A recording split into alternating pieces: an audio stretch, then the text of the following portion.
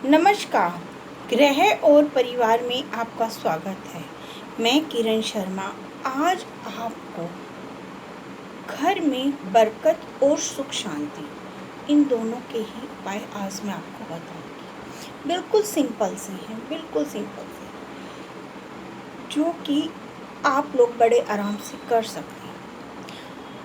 आज एक तो घरों में ये हो गया है कि हर घर में पिसा हुआ आटा आता है।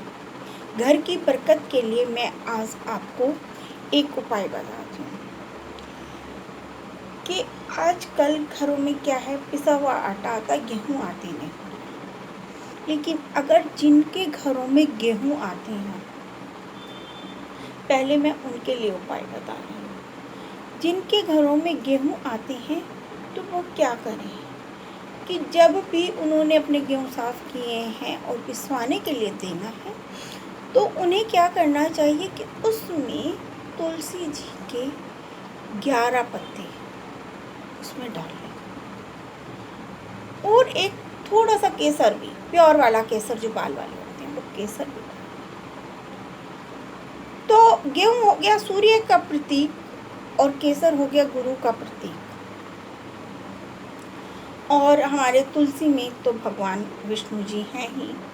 तो इन तीनों का मिश्रण हो जाता है। मतलब एक लॉजिक भी पता होना चाहिए, एक बात भी पता होना चाहिए कि कई बार कुछ बातें हम कहते हैं तो कुछ लोग पूछ भी लेते हैं कि ऐसा क्यों। तो इसलिए हमने बता दिया कि जब ये तीनों चीज़ें मिलती हैं तो कहते हैं कि खाने वालों के लिए भी और वैसे भी बहुत अच्छा रहता है। कि हम कई बार किसी का गुरु कमज़ोर होता है तो हम उसे केसर का तिलक लगाने के लिए कहते हैं कि अपनी नाभि पे लगाओ, थोड़ा सा केसर जुबान पर भी लगाओ और माथे पे भी लगाओ, ये 3 क्रिया करो। तो अगर हम केसर हमने गेहूं में मिला दिया और वो थोड़ा सा केसर पीस के किया तो वो सबके लिए हो गया। तो वो चीज़ हमने करनी है। ये जब हमने अपने गेहूं को साफ़ कर लिया और उसमें हमने तुलसी के पत्ते मिला दिए और थोड़ा केसर मिला दिया, सारे गेहूं को मिला लिया, इकट्ठा कर लिया, उसमें से हमने एक मुट्ठी ऐसे भर कर ऐसे भर लेनी है। अब आप उसको किसी पात्र में रखें, किसी थैली में रखें, जैसे आपकी सुविधा हो उसमें एक, जैसे हम एक मुट्ठी भर के इस तरह से निकाल लेते हैं। उसको हमारे जो घर में पूजा का स्थान है, जहाँ हम पूजा करते हैं, आप वहाँ रख दीजिए। पूरी रात उसको वहाँ रखा रहने दीजिए। दूसरे दिन सुबह नहा धोकर उसको उठाकर और आप उस बाकी वाले गेहूं में मिला दीजिए। जब उसको आप मिला देंगे और उसको पिसवा के लाएंगे ना, तो आपको खुद लगेगा कि वाकई में अब कैसे गेहूं में कुछ अलग ही स्वाद है, उसके खाने में अलग ही स्वाद है। और कई लोग जो आटा मंगवा कर रखते हैं,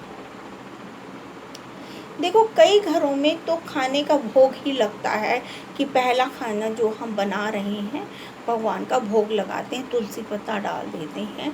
और नहीं तो आपको अपने घर की रसोई में तुलसी पत्ता रखिए, ज़रूर रखिए तुलसी पत्ता। जब भी कोई व्यक्ति, जिसको भी आपने खाना खिलाना, देखो एक बार भोग लगाकर अगर सब में मिला देते हो वो बहुत अच्छा है, फिर तो कोई दिक्कत ही नहीं है। कई बार होता है कि भोग लगी हुई थाली हम किसी एक ही बंदे को दे देते हैं। पहली बात तो ऐसा होता है कि भोग का हम सब में मिला दें, और भोग का नहीं भी मिलाएं, भोग का हमने एक थाली हमने अपने बड़े को दे दी, बच्चे को दे दी, किसी को भी दे दी, कोई दिक्कत नहीं। तो हम हर किसी के उसमें तुलसी हमें अपनी रसोई में रखनी चाहिए डिब्बी, और हर किसी के खाने में, हर चीज़ में आप थोड़ी थोड़ी तुलसी, अगर कोई ज़्यादा नहीं खाए तो बिल्कुल थोड़ी थोड़ी तुलसी आप उसमें डाल दीजिए, हर किसी के खाने में डालिए। तो आप देखो कि खाने का स्वाद भी बढ़ जाता है और उससे काफ़ी अच्छा रहता है। कि तुलसी एक, वो कहते हैं कि इतना एक एंटीबायोटिक का भी काम करती है। तुलसी पत्ते तो अगर कोई खा सकता है, थोड़े से गर्म होते हैं, हर किसी को तुलसी सूट नहीं करती, ये भी बात फैक्ट है। लेकिन अगर कोई खा सकता है तो रोज़ 2-3 पत्ते अगर रोज़ खाएं तो वो उनको कभी भी बुखार नहीं आएगा, या किसी भी प्रकार की, जैसे कई बार कह देते हैं कि इनके बोलने में तकलीफ़ आती है या कुछ आती है, तो उन लोगों को ये चीज़ नहीं होगी। तो ये वाला कार्य आप कर सकते हैं। हम आगे आपको घर की सुख शांति के लिए आपको बताएंगे। थोड़ी सी वीडियो बड़ी हो गई इसलिए अभी छोड़ देते हैं कि घर की सुख शांति के लिए। और मैं आपको आगे जो ये हमारे गेम बने हुए हैं, जो खेल बने हुए हैं, चाहे वो ताश हो, लूडो हो, या सांप सीढ़ी हो, या कैरम हो, ये हमारे जीवन से किस तरह जुड़े हुए हैं या हमारे उसे, तो मैं आगे आपको ताश के बारे में बताऊंगी कि ये हमारे जीवन से कैसे जुड़े हुए हैं या इसका क्या महत्व है। नमस्कार।